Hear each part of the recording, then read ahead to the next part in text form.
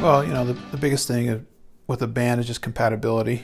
That doesn't always mean getting along creatively. I think creative tension within a band is a really good thing. So, Lennon and McCartney, that famously, those guys had two different approaches, and it was the conflict, it was the tension between them that created the magic.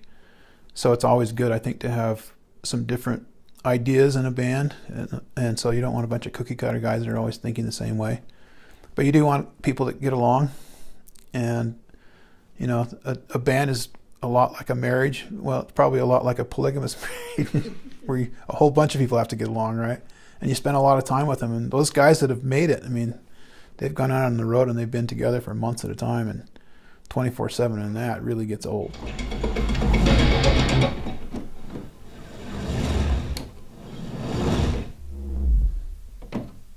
Well, I think the biggest challenge of a new band getting started is just finding an audience. It's really discouraging to show up and have 10 people there to your gig.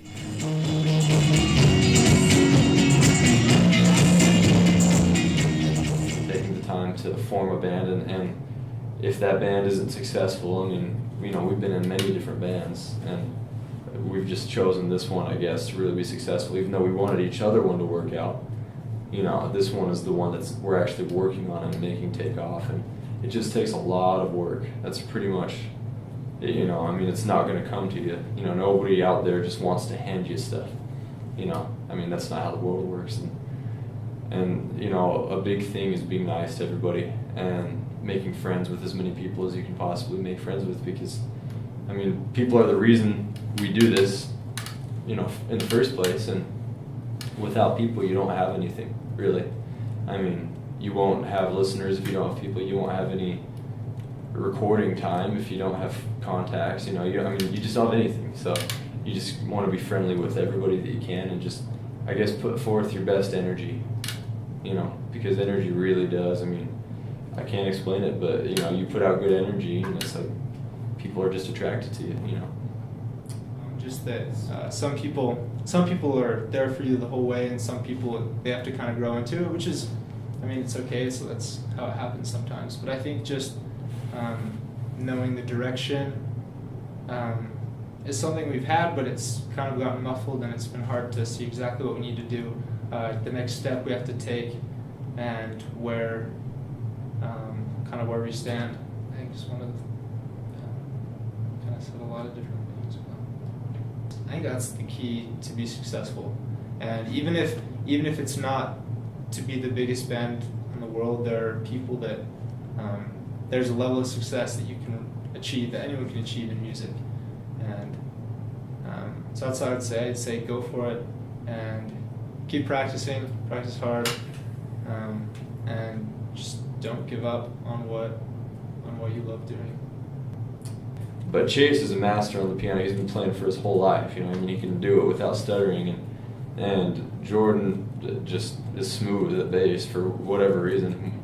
He's just good at it. So I could bring them the parts that I needed them to, I guess, kind of hone and make less raw. Because when it comes for me, it's more raw.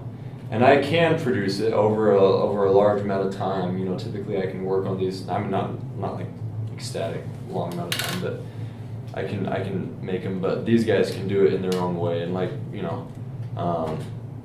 we can put it together well. I think the major songwriting is done by Hunter with his ideas, and he's gifted. Honestly, it's like the secret behind Salo.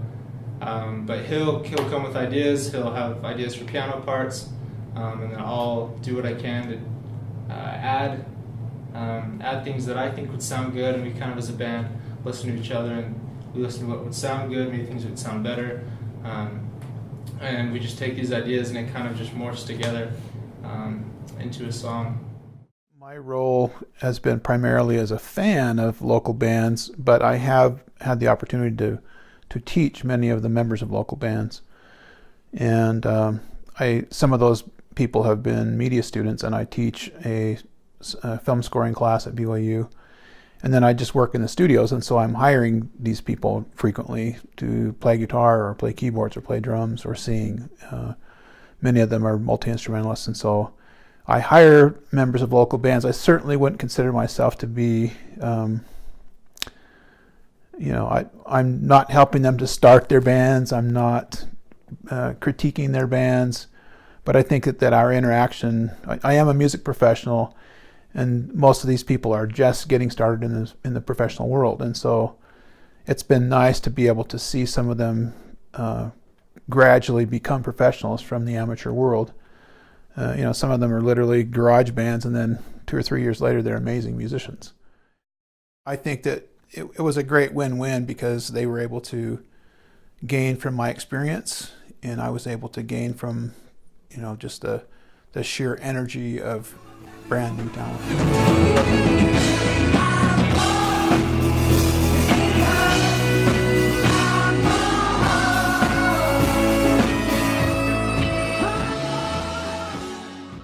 And so it's been really fun to witness that and to see, just what an amazing nurturing scene that Provo is for local musicians. It's a great launch pad.